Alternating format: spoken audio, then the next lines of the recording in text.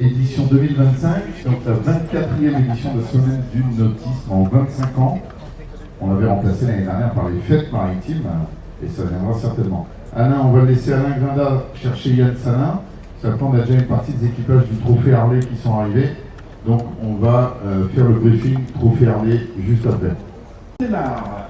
Alors je voudrais d'abord dire un petit mot, je sais que ça modestie vont souffrir, mais le seul homme que je connais qui est capable de faire d'une semaine du nautisme une fête du nautisme, Patrice. Ouais. On avance. Alors, aujourd'hui, grande journée, on est samedi, vous savez, on risque d'avoir beaucoup plus de monde, et c'est pour ça qu'on salue la venue de C17, ma cure de jouvence. Bonjour à tous et bienvenue sur C17 Info. C'est la 24e édition de la fête du nautisme avec l'homme le plus important de La Rochelle, Monsieur Patrice Bernier, maître de port principal, organisateur de cette belle fête. Bonjour Patrice. Oui, plus important de La Rochelle, certainement pas, mais en tout cas utile probablement à l'organisation de la Semaine du Nautisme. Oui, 24e édition en 25 ans. Nous avions remplacé l'année dernière la Semaine du Nautisme par les Fêtes maritimes de La Rochelle.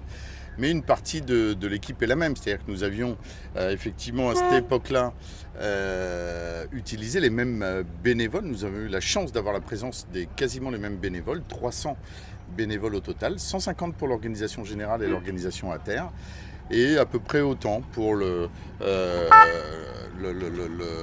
la partie maritime, c'est-à-dire les skippers, les équipiers, les bateaux de sécurité. Ce sont 100 bateaux au total qui se réunissent pour cette belle fête autour du monde maritime. 55 bateaux de type bateau habitable, 10 bateaux de sécurité, et pour le reste c'est plutôt de la voile légère, des petites embarcations, avec la SPTT notamment et d'autres écoles de voile qui viennent proposer aussi aux plus jeunes enfants de pouvoir bénéficier d'un baptême gratuit en mer. Justement, quels sont les points forts de ces journées? Alors c'est justement les baptêmes en mer. Exactement, ça c'est vraiment le cœur du réacteur, c'est les baptêmes gratuits en mer. On a une capacité d'accueil de 7000 baptêmes. Oui. Au deuxième jour, jeudi, on était un petit peu en retard sur le nombre de baptêmes par rapport aux années précédentes du fait de cette chaleur qui n'incite pas à sortir évidemment en début d'après-midi. On reste un petit peu aux abris. Mais hier, les gens sont venus plutôt en soirée. Et là, c'est un petit peu rattrapé le nombre de baptêmes puisqu'on est à plus de 2000 baptêmes sur les 3 premiers jours, ce qui est pas mal. Et là, on s'attend à la plus grosse journée, bien sûr, aujourd'hui.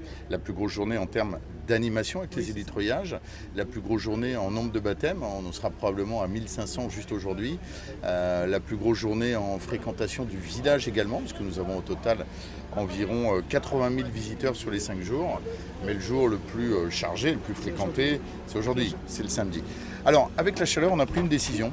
Oui. C'est de fermer le village un petit peu plus tard. Oui. C'est-à-dire qu'au lieu de terminer à 19h, on incite les gens à ne pas venir en plein cœur du moment de chaleur, mais d'étaler leur visite et de venir plutôt après 16h, où là la température est un peu plus agréable.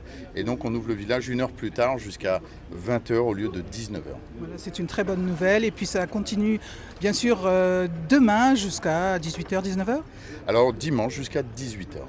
Merci beaucoup Patrice et félicitations pour cette belle fête. Merci beaucoup. À bientôt sur C17 Info et toujours en direct.